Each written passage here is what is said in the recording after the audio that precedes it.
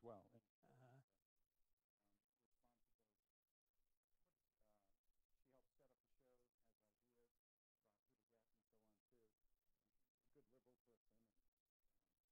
And, So how often do you do this show? once a month. And you've been doing it for a while? Yeah, I think about 12 years.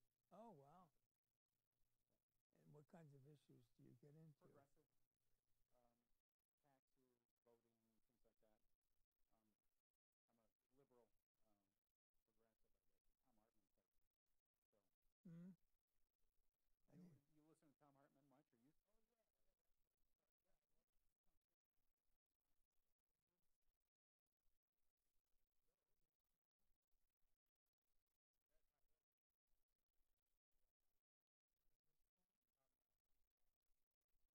Oh yeah.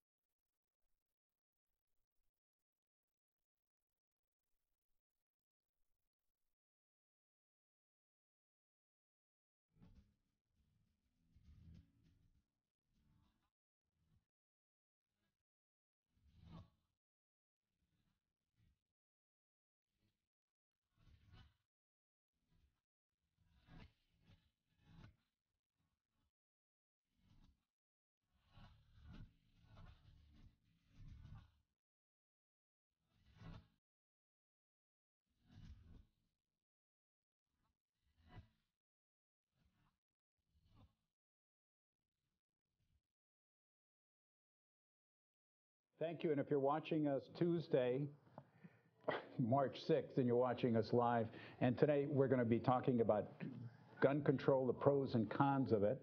And we have a very thoughtful psychologist with us, Stephan Tobin. Thank you so much for coming, Dr. You're welcome. Tobin. You're welcome, Caleb.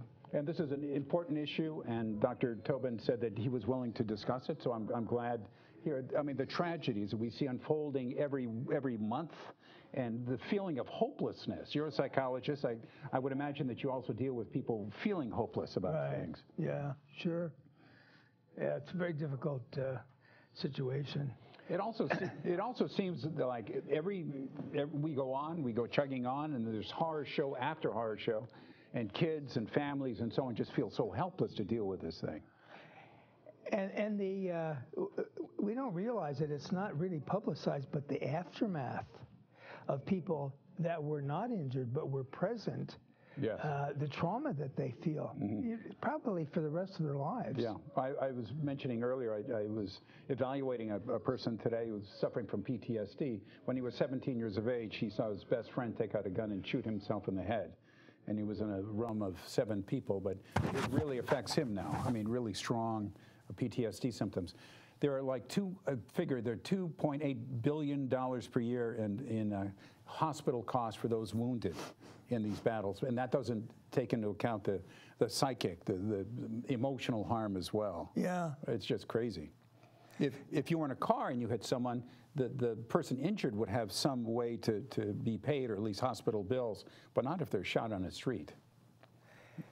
Yeah, and it is, there are people that see this as a health issue, but the CDC cannot do any research on the health cost to the nation about this unfettered availability of guns. In 1996, a guy named Jay Dickey, representative from Arkansas, started a measure went through forbidding the CDC, Center for Disease Control, to spend money to either advocate for gun control or promote it. And that really squelched all CDC information. You're right. By law, they cannot investigate this very, very important thing. It's like we had a ravening lion in our neighborhood and eating people like crazy, but we've refused to study it. Absolutely, I agree with you about that. Yeah.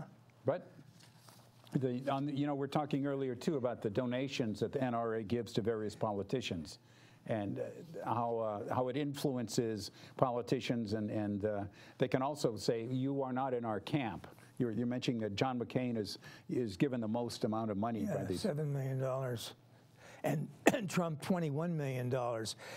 But what I've read is an even greater effect is that so many members of the NRA are become very, very excited and contact their Congress people whenever there's any kind of talk about gun control. And NRA is very good at scaring the hell out of these people. Yeah. Yep. And they're also very good at scaring families, scaring schools, scaring communities in general, just making life so miserable. I think to myself too, if I was in a inner city area where there were gunshots or something, I would have to think once or twice if I'm going to go to the grocery store at night or let my kids go to the park or something like that. It's just that's an unsupportable tax on our behavior. It just really makes us harder to do things. It's kind of like wading in sand. You just can't. You're not free. Fear just makes you not free. And now some of those kids from that school who have appeared on TV talked about their fears about going to school now. Boy, those kids, David Hogg and Emma and so on too, what terrific kids they are. Yeah. I mean, really focused. I have a listing of all the people that were killed in that Parkland shooting. It's just, I mean, pretty kids, smart kids, teachers and so on too. Here's a football coach who gave his life protecting another student by throwing his body in the way. But it's ridiculous that school kids have to go through this, that schools have to think about being hardened. Tom Hartman was talking about a bill that something like $2.7 billion being suggested as security for schools. Governor Scott said what he's proposing is $500 million to keep schools safe, but nothing about reducing armaments, nothing about reducing automatic weaponry and so on. Jeez, I love it when in public places, the kids, for instance, they tried to have Scott come and listen to them. Scott refuses. But, you know, I love the kids. It's like the emperor has no clothes. These kids don't know enough to be afraid of the NRA. They can say, hey, what you're saying is just ridiculous and cruel. So, you know, I'm also aware of how other countries where it's very, very difficult to, like Japan, it's very difficult to get a license to carry a gun. They have to go through months. But even in places where there are a lot of guns, like Canada, people can get guns to go hunting, but they don't have the kinds of incidents that we have here. And of course, Australia in 1996, where they banned semi-automatic weapons, and they had, I don't know, like 300,000 guns that were turned in. Yes, yes. And they paid them for that. Now, that kind of measure, I don't think would work here in the country, this country, because we have something like 20 million people or less live in the country of Australia. So it's a much smaller country. We have over 300 million in the United States. Yes. And over 300 million guns. Yes. So and we're not a homogeneous country. People in the cities tend to be more liberal and more anti-gun, whereas people in the country, in rural areas, are more pro-gun. So I think we would have to deal with this in a piecemeal way.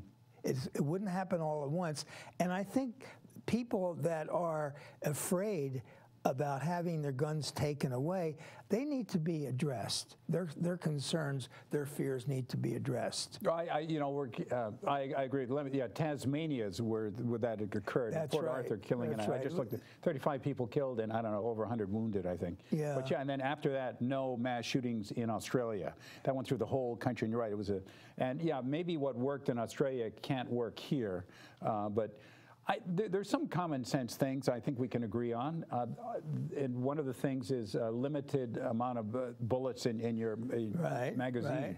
And the idea that someone has a 15-round magazine, it's absolutely crazy in terms of life and so on. For self-defense, if you had a pistol and a revolver or something like that, you don't need 15 shots for self-protection, I think.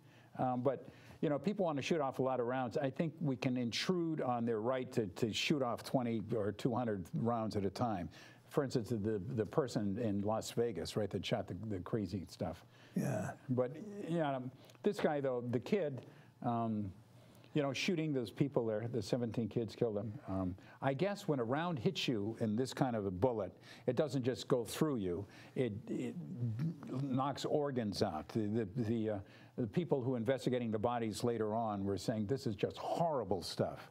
It's not but you know, NRA would say our right is absolute. You know, no one can stop us from owning what we want, and that's clearly not the law. Even Scalia said, "Hey, the right of guns is not it's not untrammeled. It's not uncontrollable. That is, you can't control the kind of guns." Right. I hate to agree with Scalia about any damn thing, but on this, and Warren Berger said that too. But Scalia, geez, who'd have thought he could say something so smart? Well, the Second Amendment clearly doesn't apply. Then they had muskets. You put in one bullet at a time. Right. How long did it take to reload? 90 seconds was fast. Yeah, 90 seconds. And they were talking about militia, and I've been reading a book about Alexander Hamilton. Things were very, very different in those days. Yes. The Hamilton and Jefferson were enemies. Jefferson was certain that Hamilton was going to try to create a monarchy. And so he wanted to be able to combat Hamilton and keep that from happening. And Hamilton, of course, hated Jefferson. They hated each other. There was an awful lot of stuff that was said about each other that was completely untrue. It was really scandalous. So I can understand in those days, we didn't have an army for the whole country. Each state had its own militia, and so there was some need for that. There's no need for it now. Well, Tom Hartman points out that a lot of the early police forces in the South were part of the slave patrol. And so the guns were given to the whites there so that they could keep African Americans under control. He's got a great point. You know, give me liberty or give me death. That guy was a large slave owner in West Virginia, I think. But anyway, he helped write into the Constitution the 3/5 compromise. They just wanted the blacks to be under control. They wanted to have their guns. And and so in slavery, a lot of it too. The keeping African Americans down was a large part of the early slave patrols. So, see, the facts clearly support that we are very dangerous in this country. That guns don't make people safer. Actually, they make people unsafe. Somebody that has a gun in their home, kids can get a hold of it, which is often the case.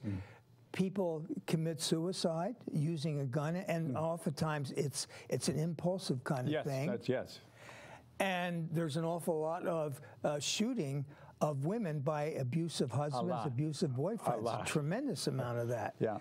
So there are clearly measures that we can take that actually a majority of the NRA members support. Yes.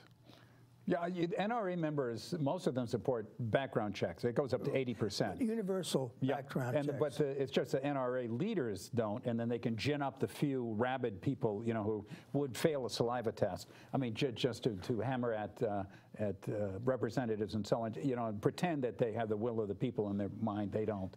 But yeah, most NRA members are for kind of reasonable, you know, once again, the size of the magazines. Other things you can do is you can limit the number of guns you can buy in the course of a year. California's done that quite effectively. Another thing that should be done too is straw purchases. You know what straw purchases are? Yeah. Yeah, you buy a lot of guns and you offload them in Arizona or something, and then no one tracks you. You swear when you enter the store, this is for my own use. Yeah, the 500 guns, that's right. Then when you leave the parking lot, no one's going to hold you to using it for yourself, so you unload them and make the world a lot less safe. You know, in terms of the suicide thing, I was looking at a statistic tonight too. One study said that in a house with a handgun, there's a 4.8 times increase in suicide just as a result of having the handgun in the house. I sure believe it. Yeah, it's so easy, and as you're saying too, it's a spontaneous, sudden thing, suicide. But the people, the fanatics, are really scared. They are not aware of the facts. I had a client who he watched Fox News all the time. Oh no, poor guy. Oh, and turn off the his fear, and this was when Obama was president. His fear was that the federal government was going to come over the hill and take his guns away and put him in a concentration camp. And that's the kind of fear that is promoted. So these people's fear, and they don't read the facts, they don't read the kind of statistics that we're aware of. And so they need to be addressed somehow. Their fears need to be taken into account. Well, the Fox thing is, let me just say who we are. We are live, and we have Progressive Radio and TV, and tonight's show is Gun Control Pros and Cons of That. Give a call if you want to. Our number here is 503-650-0198, 503-650-0198 for comments, questions, observations. What do you think of the NRA? What do you think of the shootings that are so prevalent today? I welcome discussion. You know, Ed Markey, you know, Massachusetts senator, he proposed a bill that would spend $10 million that would investigate, once again, the shooting stuff. one of the things that the NRA has done so well is if we don't have the data, no one can get mad at us. You know, it's not our fault. We can't look at crazy stuff. There actually is plenty of data, though. And well, California also on its own is capturing a large part of it. But the CDC apparently cannot coordinate between states. But you know, a state the size of California can certainly keep its own data, and California tends not to be too right-wing. I mean, as Stephen Colbert says, of course, facts have a liberal bias, I'm afraid. But, yeah. So the more data, the better. One of the, let's see, what was I going to say? President Trump, right, signed in February 28, a bill that rolled back Obama-era regulation saying that if you're on mental health reasons for Social Security disability, it made it harder for you to purchase a gun. But thank God he rolled it back. So he says, yeah, if you're crazy, you can buy a gun. That's so reassuring. Look, this is sarcasm. Let me just explain. This is sarcasm. It's not a good thing. No. And it's interesting because after the shooting in Parkland, so many right-wing politicians said, oh, the problem is that we don't address mental health sufficiently. And actually, people that are psychotic have a lower incidence of violence than people who don't, are not psychotic or mentally disturbed. Yeah, they're more likely to be victims than other folks too. I mean, poor people just trying to navigate the world. Right. But I don't think we should necessarily make everyone have a gun if they, you know, have some mental instability. 7 times if the United States compared to higher income nations, if you're American, you are 7 times more likely to be violently killed, 25 times more to be likely to be violently killed by a gun. It's 6 times more likely to be accidentally killed with a gun, 8 times more likely to commit suicide using a gun than other countries, 10 times more likely to die from a firearm death overall. And we think guns keep us safe? I don't think so. Yeah. Oh my God. More than 2/3 of the homicides in the U.S. are firearm suicide. And yeah, I was looking at the statistics too that look at the death of women with men with guns. Oh my God. I just think that's atrocious. You know, other things in terms of, you mentioned that then in Canada and other places, they have pretty much control of the guns and so on too. At least when you buy a gun, it's pretty tightly controlled. I was looking at a list of the steps that you have to go through to get a gun. I think in Russia, for instance, if you want a gun, there are about 8 different steps, very, very hard to go through. And finally, when you do get a gun, they only give you 50 rounds of ammunition. So the nice thing that we do, too, is to control ammunition in guns. Yeah, I saw a show some time ago about in Japan how difficult it is to get a gun there. There was an American who tried to get a gun. It took him months to go through all these steps. And then that was for hunting. Yeah. I guess it must be hunting in Japan. Yeah, I don't know. They have wildlife and so on, too. Yeah. David Hemingway. I wrote down a lot of statistics. David Hemingway, he's Harvard University School of Public Health, director of Harvard Injury, looked at differences, he says, in overall suicide. This is interesting. Right, across cities, states, and regions in the United States are best explained by differences in availability of firearms. I mean, it's like if you have a firearm next to you, it so much increases your the probability of your killing yourself or killing someone else. Many suicides are impulsive, and the urge to die fades away quickly. Firearms are swift and lethal means of suicide with a high fatality rate. And there was a lot of other statistics, too, about that. You said you never owned a firearm, or? Okay. Yeah, I've owned some handguns, but I've disassembled them. I mean, I've taken them apart, and it's just, the world is not as crazy or as violent as Fox News would have us believe. Right.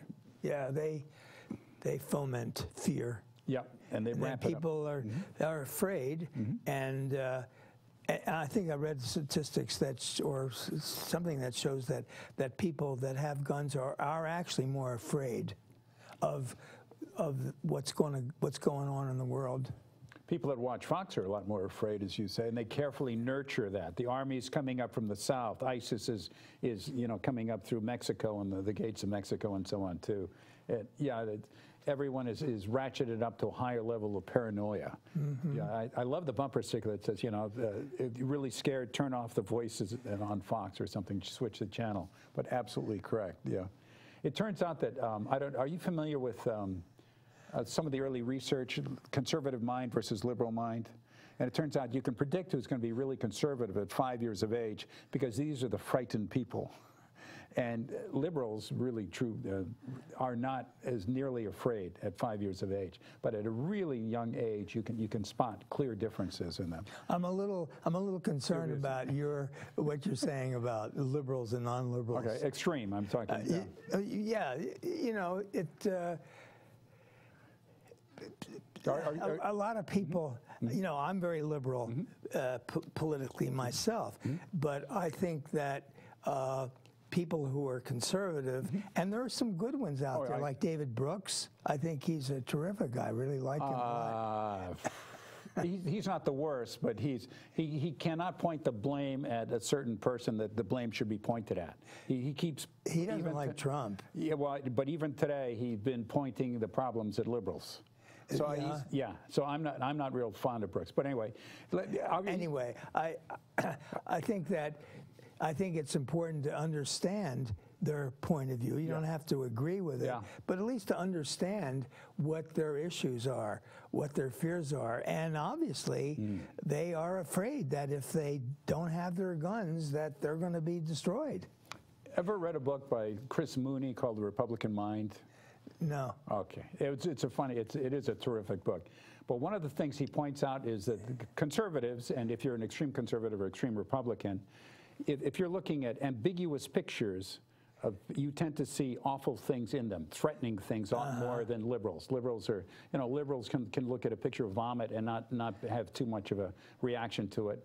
And but you know, if you're right wing, you tend to see threatening things in the pictures. And so the world that they see is not the world that I see, not the world that you see. But anyway, it's a terrific book, the Republican Brain by Chris Mooney. And also, if you look on Wikipedia, there's also research of just sort of the genetic or some of the differences in brain in terms of threat sensitivity. I'm not crazy, but anyway, but my wife says you shouldn't say bad things about people. Yeah. So thank you, Jane Thomas. Thank you, Jane Thomas. I'm trying to think of good things, yes? Yeah.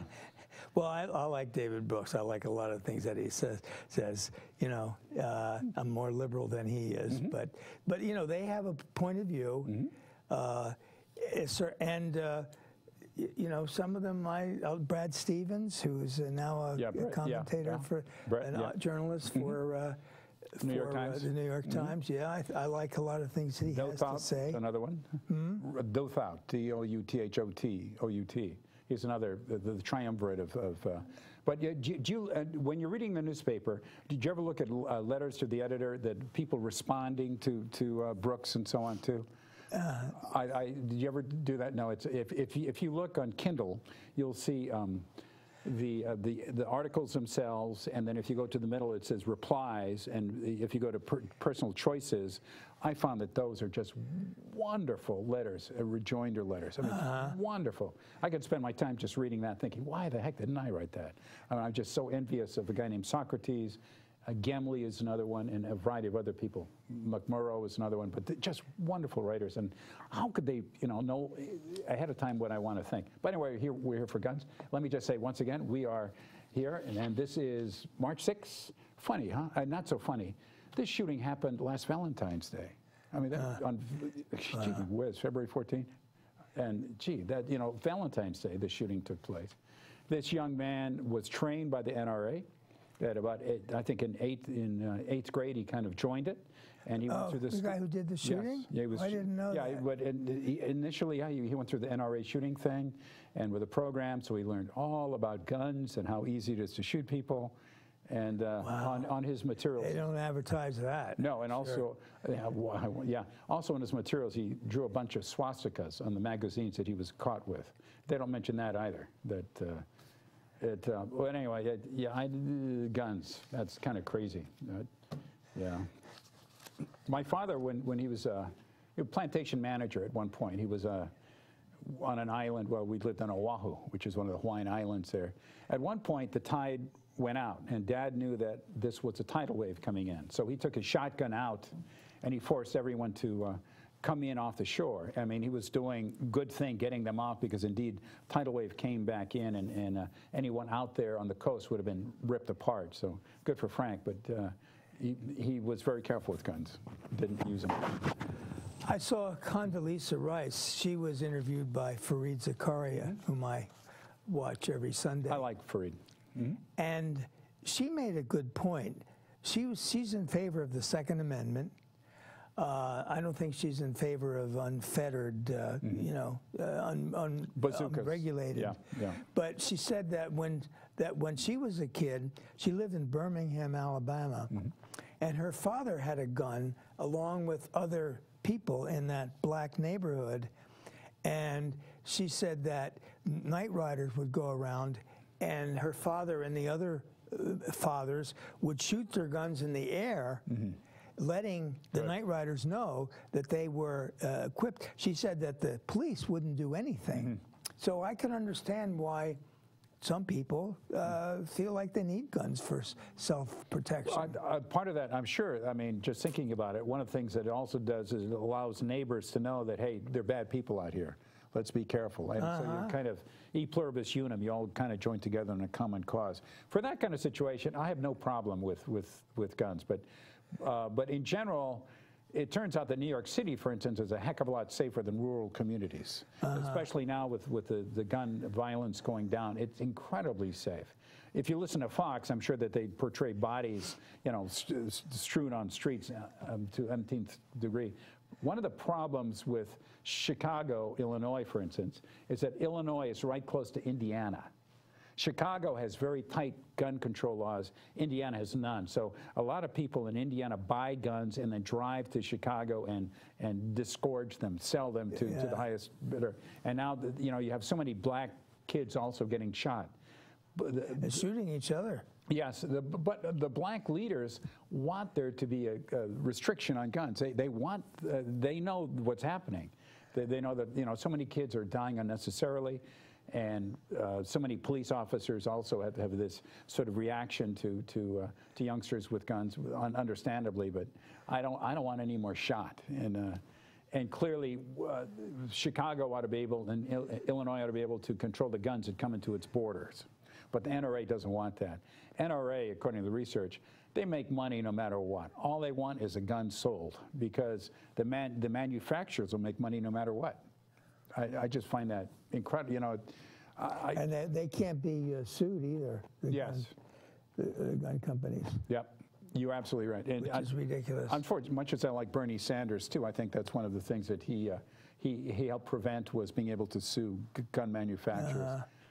Bernie, not so good. Let's talk about some of the measures that we could take. Okay. Because I believe that it should be an incremental approach. Okay. And I would say that the first thing is to ban semi-automatic weapons, like AR-15. I think that's something that would not be too difficult to achieve. Well, no, I don't know. Maybe not ban them, but cause them not to be sold anymore. Well, I think people, do what they did in Australia. Have the government buy them back and destroy them. So I think that would be the first thing. I think the second thing would be to ban these magazines with many different, bullets in them. You bet. So I think that's another thing that wouldn't be too hard to put forth. Universal background checks. That's another thing that I think should be done. The other countries you mentioned, they really tightly do that. I mean, they examine people very, very carefully. Yeah. And that you can't just go into a store and buy a gun and leave with it right. Even states that have a 3-day waiting list, it should be, I think, like a month. It should be harder to buy a gun to get a license to drive a car. By far, I agree. So I think that's another thing that should be done. A decent period of having to wait before getting a license to shoot a gun. I think people should be required to get a certain amount of training. It's ridiculous that soldiers, and I read that article, one of the articles that you gave me, by this Army officer who talked about the extremely rigorous training that soldiers have to get before they can fire a gun, and how they have to have them locked up. Yeah. And any soldier that manages to lose a gun, he's going to be in big trouble. Right. And the whole base gets locked down. Yeah, I was impressed by that. Yeah. So we should have laws at least as strict as the Army. Yeah, so I think that's another thing that could be done. No, I absolutely agree with that. That really impressed me too. That McChrystal, you know, the general in Afghanistan too, said that we shouldn't let weapons of war on our streets, and these automatic weapons, AR-15 and the AK-47, are weapons of war. Let's not. These are military people that see the effect, the impact of these weapons on civilians and so on too. There's no reason why a person needs that kind of a gun. You can't hunt with it. It's illegal to hunt. You know, I don't like the idea of shooting animals anyway, but that's, you know, I'm willing to accept the fact that some people like to go out and go hunting. I certainly am okay about fishing, killing fish, but not, I wouldn't want to shoot a deer. There are limits. There are generally limits to how many bullets you can put in a gun to shoot deer, and how many shotgun shells you can put in your shotgun to shoot ducks. It's maybe 7 for deer and 3 or 4 for ducks, and you can't do it anymore. But you know, if this Cruz kid, Nicholas Cruz in Florida, he had a lot more than 7. He had a lot more than 3. I mean, it's ridiculous. Yeah. And I've heard people say, "Oh, you can kill somebody with a knife." Yeah, but you probably can't kill 17 people with a knife. Yeah. Tom Hartman talks about the fellow that got really angry and went to school and started slashing kids with a machete. And I think that he harmed about 6 or 7 of them, didn't kill a one, but gee, what he could do with an AR-15 or an automatic pistol.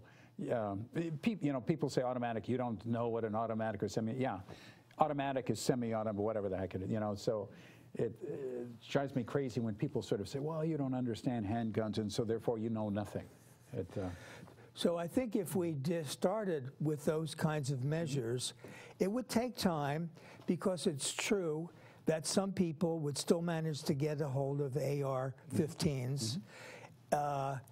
Some people would still be able to get a hold of automatic revolvers. But over time, it would take time. We Americans are too short-term oriented. I agree with you. We want some kind of quick fix. Yep. But if we did that, over time, we would, I think, reduce the amount of violence in this country. People would begin to feel safer, so that they would begin to feel like they don't have to have a gun. The more that we have these shootings, the more that people are afraid, the more the NRA can sell guns, and it's just an endless cycle of, and Fox, you know, have you seen it turns out, as you're saying, when Obama was president, a lot of gun sales. Now that Trump is president, fewer gun sales, because Fox is not saying, hey, he's going to take your gun away. I hope he does take people's guns, but anyway. But, you know, it's just, boy, they're so fickle. I mean, it just drives me, too bad. And another thing, too, in terms of your list of things, I would be fine with forcing people to buy no more than 1 gun a month. Yes. I mean, gee whiz. Yeah. Why does somebody need more than 1 gun a month? They're going to be, you know, like in the Wild West, holding 2 guns and, you know, shooting. Yeah. You know, one of the arguments against just giving everyone guns to fend off people in mass killings are, one of the things I read is mass shooting is nothing like you expect. In the Pulse nightclub, for instance, in Florida, you had one person in the dark shooting at a lot of other people, and Trump said, well, if there was just someone there with a gun, he would have stopped. Nonsense. It's a crowd of people. It was the fellow who was in the theater, was it in, I forgot, not Arizona, Colorado or something, but yeah, remember, all dressed up with his, he was a bona fide nut, this fellow, but yeah, the idea that you're going to have in a crowded theater someone with a handgun skillfully disable or shoot a shooter is absolutely crazy. Yeah, or even in school with teacher. Yeah. Yeah, no, I absolutely agree with that. Yeah, yeah, a lot of kids. I think what would happen is a teacher would accidentally shoot a lot of students. Yes. And then one teacher made the point that if she had a gun and the police came rushing in, yes. they wouldn't know that she's not the person that's shooting people. They would shoot her. Yep, with a gun, yeah. Or him, if it's a male teacher. Yep, especially male teacher, yeah, male teacher with a gun. No, too late. No, the whole thing is stupid. Let's run. You know, this is one of the things that we should try test on it. We should see the feasibility studies, and it would instantly show itself to be incredibly ridiculous. We can use the experience of other countries. Yeah. Yeah, no, the military too. What would the military? I was interested in you know, shootings in military schools. You know, I didn't see any shootings in military schools because they don't let people there with guns. You know that. Well, there was a major in Texas at a military base. Shot a psychiatrist? Well, he shot a number of people. Yeah, the psychiatrist shot a number of people. Somehow his gun wasn't locked up. And that's another thing, is that a lot of kids get a hold of guns because their parents don't lock them up. And as I pointed out earlier, in the military, you have to keep your weapon locked up. And I think, was that kid in, where was it, Troutdale or Sandy that shot some kid, and the guns in his house were just lying under they were under a bed. I think his brother was in the military or something like that. He had a relative who was in the military. Recently, you remember that yes, I do. Incident? Yeah. Oh, yeah. And yeah, I've talked to people at the schools too that recall that. There was a kid in the. This sounds really ridiculous. Several days ago, this 11-year-old kid is doing research on how to be the biggest mass murderer ever. So he goes home and he shoots his dad to death with his dad's gun, and then he goes to school and he starts shooting. Gun jams, thank God, and he's tackled. But I mean, you know, the notoriety, right? You have people, the Fox, you know, this sort of stuff, and you know, we tally points, and I don't look at stuff on YouTube that idolizes this sort of stuff. It's creepy and it's bad and so on too. But I would imagine there are a lot of kids who think, oh, if I could do this, gee, I'd be terrific. I don't know. But kids that are like the Columbine kids. Yes. But they felt like outsiders. Yep. They were bullied. Yep. You know, and that was their way to get revenge. Yeah. I mean, the thought process is I don't know what goes into that sort of stuff, but they did think that, and I guess they were bullied and they were outsiders and so on too. But oh, that gives me license to shoot a lot of people. Well, they got revenge. They revenged themselves. Yeah. I'm disappointed nobody's calling in here. No. I'd like some pro-gun people to call in. Probably they're staying away, hopefully. Anyway, yeah, give a call if you are pro-gun, or if you'd like to comment. Our number here is 503. Or anti-gun, yeah. 0198, or anti-gun, yeah. Yeah, say it again. I interrupted you there. 503-650-0198. Yes, call. Tom Hartman says, too, that a lot of the gun shootings are actually suicide. So you're going to do it. It's a suicide thing. You shoot a lot of people, and you expect to die, or you're going to kill yourself as well. I think Tom Hartman's right about that. Death by gun, death by suicide. But we think of it as a killing, but actually one of the major motivations for that is suicide. Yeah, I've heard that sometimes people that shoot at the police are wanting to be killed. Death by cop. Yeah, and a lot of people do it even with no bullets in the gun. Is that right? Yep. Yeah. Pretty common. Yeah. I have a drink of water here. Okay. So we also have a model for regulating guns, and that turns out to be automobiles. You know, we regulate automobiles, we license them, we track them through. It takes licensing, training, and so on too, in order to drive a car.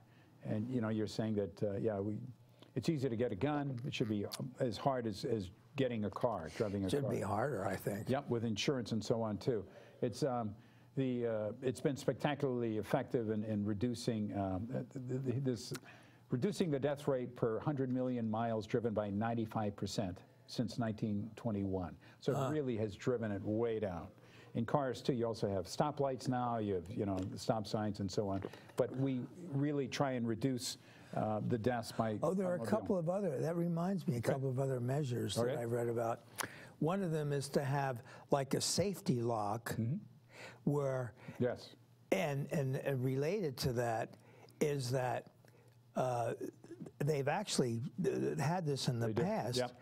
where you have some kind of a password that you have to put in, or like recognizing maybe your thumbprint, like on my iPhone. You know, that has to be used so that somebody else can't use your gun. An alternative, a kid or some other person. Alternative to that too is a watch or a ring that activates the machine itself. 3 years ago, Chris Hayes was doing this show. It was a Philadelphia gun dealer, and he was trying to these are smart guns, trying to sell smart guns. That's right, yeah. And the NRA says, no, we don't want that. You can't sell a smart gun. And so his shop was pretty much closed down. Even though I would think that I have a right to have any kind of gun I want if I wanted it. And if I want a smart gun, who the hell, you know, can tell me no? Especially as one that could save lives and so on too. But the NRA is not focusing on that. When they need to, you know, they employ the knuckle draggers, you know, apologies to knuckle draggers everywhere. But I mean, but the smart gun, what is wrong with having the smart gun logically? Saves lives. You know, it reduces harm. And yet, people against that? Only one reason, profit motive or greed or something, right? Yeah, no, you're right. You're right about the smart gun. Well, it would cost the gun manufacturers more money, I guess. But the same thing with automobiles. That was anytime a new safety measure has been proposed, the automobile companies were against it because it would cost them more money. Like seat belts. Exactly, correct. A lot of them still want to get rid of seat belts. I mean, you know, oh yeah, and also the airbags and so on too. I mean, the construction. It turns. I like Tom Hartman, but he mentions time and again that corporate interests have always fought back against safety measures, regulations that protect people. You know, Trump talks about rolling back regulations. Regulations are protections. You know, climate and so on too. These are protections. Yeah, no, I agree with you about the safety measures and guns. Tom Hartman asks regularly, what have the Republicans done in the last 30 years that have helped the average person? Can you think of something that Republicans have proposed and passed in the last 30 years that have helped the average person? No. It's really hard. But Democrats are doing it all the darn time. It's at least trying to, as far as I can see. But it's... yeah, you know, Dodd-Frank to make sure that people's fortunes aren't ripped away from them, that the pension funds are kept safe and so on too. But even now, the Republicans are trying to take away the Dodd-Frank's provisions, and we have several Democrats as well, like Tester, who's sort of on board with that, rolling back the regulations. Well, you know, those are Democrats from states like West Virginia. Yeah. You know, I think he's Wyoming. Yeah. Joe Manchin. Yeah. Tester, where's he from? Montana? Montana, I think, or Wyoming. Montana. I'm one of those two states. Yeah. But it's crazy. Yeah, they're trying to get along. Those states are so large, but the population is so small. I mean, the population is far smaller than Rhode Island, but they still have the same number of senators. Senators. Yeah. Well, that's a separate issue, Caleb. Yeah. Probably not going to settle that tonight. Yeah. So guns. Okay, we're back to Parkland School. We're going to be in another shootout before too long. The NRA is still going to intimidate other people, but this has a different flavor to it. It really does. Yeah, I think that what those kids did, I think, was amazing. Yeah, and incredible. Some words of truth. We will outlive you, they say, yeah. And their logic is really good. David Hogg, for instance, I guess his father is a FBI retired agent. One of the kids. Yeah, he's got a tie on, you know, he's all the kid with a tie. But yeah, very, but they're all so And they said that skilled. The ones that were on Bill Maher's show, they said that their fathers have guns. Yeah. So they're not against all guns, they're not, but they're against AR-15s. Yeah. And David Hogg was one of the people on the show, the Bill Maher show, yeah. But yeah, his father, as I say, was an FBI person, familiar with guns. In Hawaii, where I'm from, there's a lot of very tight regulations around guns. Guns are, it's hard to have a pistol, and you can have a gun for hunting, a rifle or something. But yeah, there are not many gun deaths in Hawaii as a result of their tight laws. Oh, you're from Hawaii? Yeah, Oh. yeah, born and raised there. Oahu? Yep. Yeah, we moved here in '83. Oregon is Oregon has guns, but I don't see it as being too wild westy here, thank gosh. Well, it's a liberal state in general, but a lot of Roseburg, after they were very much against any kind of gun control after the shooting there, which kind of surprised me. You'd think that they would realize that there was a big sale of guns after the shooting there. Yes, and once again, it proves that with every shooting, the NRA makes money, you know, and they love, if it bleeds, they make money, so they're happy making money with that. The sheriff also was very, very critical of Obama and at that time, but yeah, I find that incredible. Once again, living, making money off of blood. I mean, the kids bleeding. That's just crazy. It is funny how, you know, we have little mottos, little mantras, right? People do. You know, some of the ones on taxes. You know, you're not going to hurt the job creators and so on too. So let's give the rich, you know, untold sums of money, and it's going to help all of us. Well, that's stupid. I mean, they don't create jobs. It's a demand of the middle class and lower classes that spend their money to create jobs. But this one too, Charlton Heston, remember, you know, you're going to take my gun away by prying it away from my cold, dead hands. Oh yeah, great. Yeah, that's right. He was head of the NRA, wasn't he? No, but he was a big spokesman for it. He might have been titularly the head of it. And but yeah, it sounds great, and people are going to defend themselves, they think. They also think that they can defend themselves against an intrusive government. There's no way, as Thom Hartmann says, anyone is going to defend oneself against tanks, helicopters, and so on. Yeah, it's funny. But also, Thom Hartmann goes into the history of the Second Amendment. There's nowhere in there does it say it's to defend us against the government. There's no way in there. That was written in later by Republicans and by NRA members, supporters who are just trying to fake facts, as it were, in the history. And they're really good with fake facts. I mean, it seems okay, it seems right, but no. Thom Hartmann has studied this quite well, and his data appear to be really quite good on that. I'm sure it is. So Oregon, Governor Brown signed a gun control law. Yeah, I was pleased to see about that. That was signed into law a bill that bars convicted domestic abusers and people under restraining orders from buying or owning guns and ammunition. I just think that's great. And that was the first gun bill that passed after the shooting in Florida.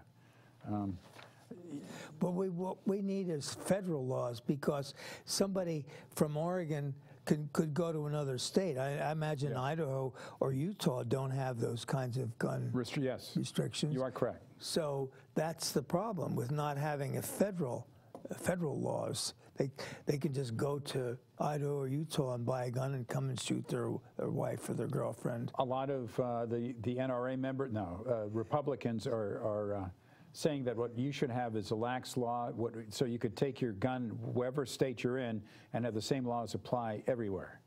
So, you know, you can it sounds crazy to me, but it is crazy.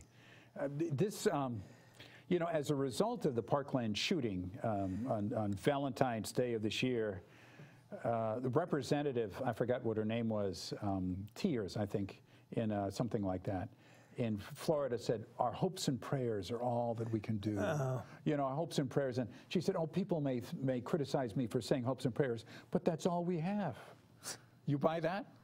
No. They always come out with that. Let's have a minute of silence. Yes, yes. That's supposed to do it. Yeah, remember that brings them back to life, you know. What? Yeah, exactly. Yeah, the carnage is repaired, the organs can function, and someone who's been in the grave for 7 days can come out and do the jig. No, I know. It's absolutely ludicrous. Hopes and prayers. There was a wonderful line by Neil deGrasse Tyson who says, experts from all lines of life, or something, from all lines of work, have conclusively proved that prayers and wishes do not stop bullets.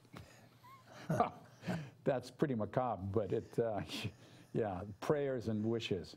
Yeah, you had Rubio say that and Cruz say that. Remember 2 years ago you had a minute of silence? No. You had hours of silence. People and Democrats in the House sat on the floor protesting gun violence.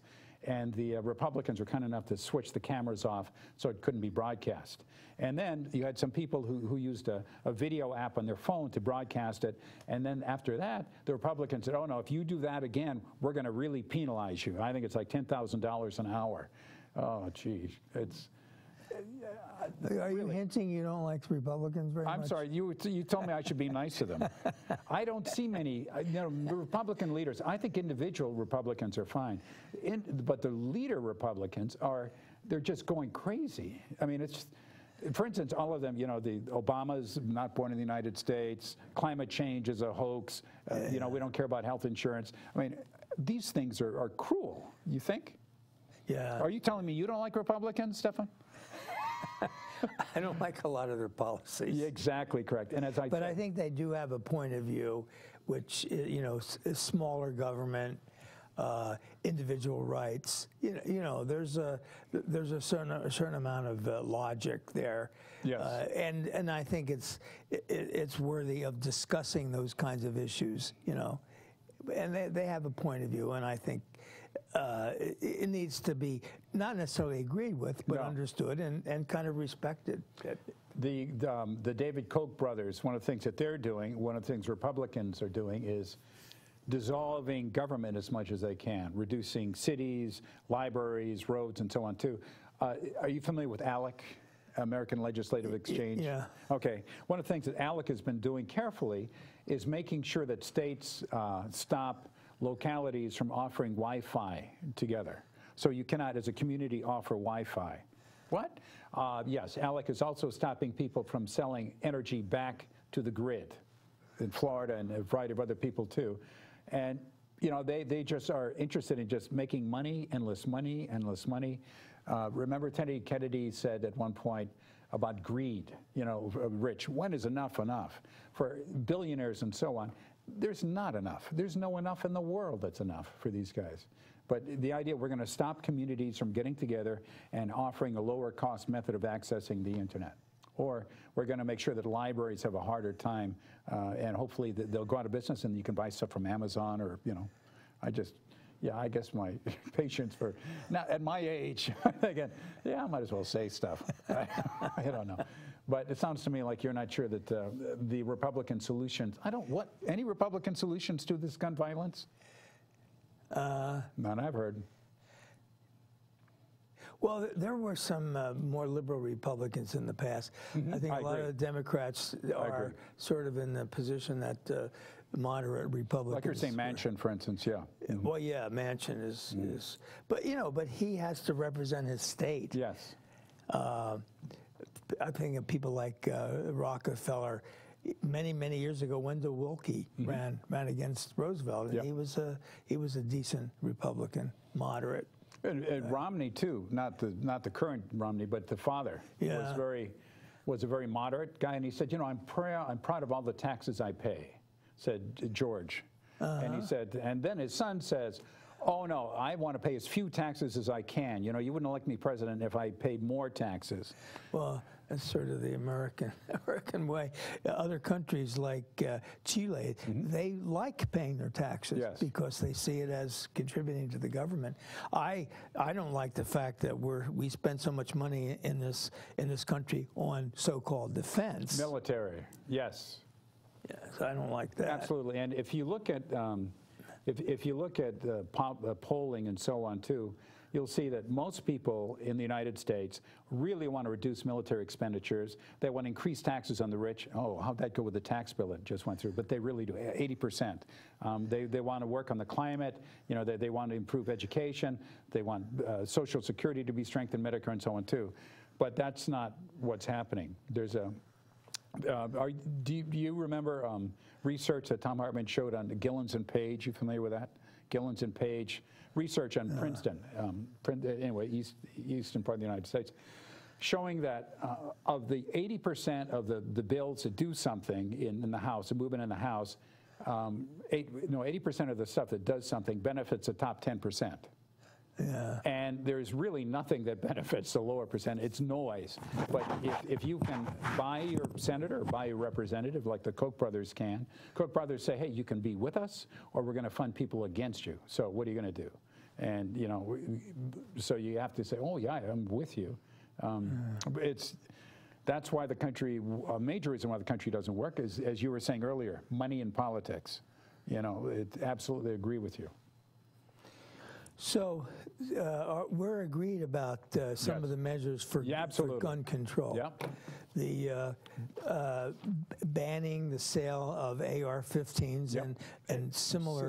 What about bump stocks? Oh my God! Oh, let's have those. No, that I know. Absolutely correct. Yeah, absolutely. And also cop killer bullets and stuff. I mean, whatever. You know, I absolutely agree. Bump stocks. No one has really. I think there was one city in the United States in the South that banned bump stocks. That's it. I mean, gee whiz. You know, bump stocks not good. Let's go over this thing. Okay, so we have AR-15s and AK-47 and similar high. Making it more difficult to buy a gun and restricting the number that a person can buy. Right. Bullets in the chamber, in the magazine. Yeah. Background checks, waiting time. Yep. Right. 1 gun a month. Yep. No, I agree with. I mean, those are common sense things, and those are embraced by the majority of NRA members. Yeah. But the NRA and the Republicans aren't letting people, you know, come to that agreement, because I'm sure that they're all angels. No, they're not. Do you know that the percentage of Americans that own guns has actually gone down? Yeah. But something like 25% people own guns, but some of them own lots of guns. Yes, the number has gone down. There was a number in. I forgot what it was. It's something like 75% of the guns in the United States are in several states like Texas, Louisiana, Mississippi, Alabama, and so on. The southern states. They just love their guns. One of the Rodney King, remember the Rodney King thing in 1992? I think it was 92, 98. At that time, the NRA sold guns for hunting and for target practice. But after that riot, then they started saying, oh, you have to protect yourself against African Americans. And then we have this, you know, the racist sort of thing, get your gun and stop the darkies from coming through the door. And they really switched it. This is such a happy note to end on. Hey, Stephan, you were just terrific.